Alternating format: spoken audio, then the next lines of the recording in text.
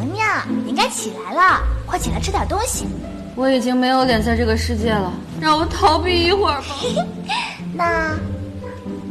那我可先走喽。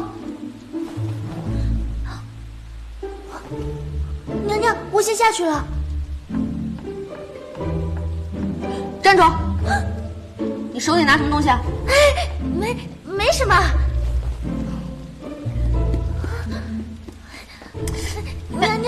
娘娘真的没什么，是张家托人送来的东西。拿出来给我看看，拿出来给我看看。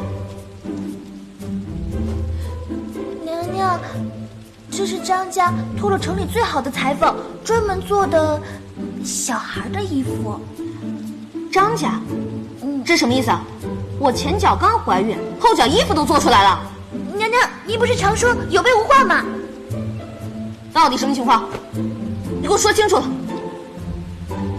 娘娘，我真没打算骗您，只是要是提前跟您说了，您定是不会答应的，所以才生米煮成了熟饭。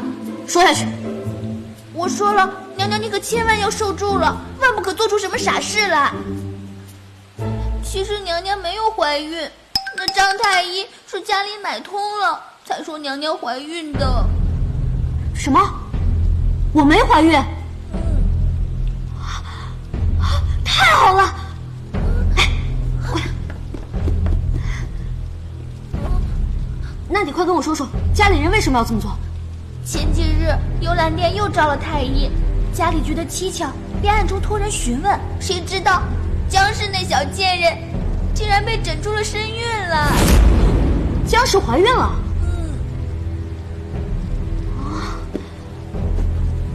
难怪皇上前段时间去幽兰殿了，原来是为了这事儿。娘娘，你可一定要忍住啊！就算是打掉了牙齿，也要活着写往肚里咽。你再说一遍，怀孕的不是我，是江氏。家里人怕江氏有了身孕便可肆意妄为，于是便收买了张太医，将娘娘也把出喜脉了。这样一来，找个机会除掉江氏的孩子。你们真的太狠了，真是最毒不过妇人心呐！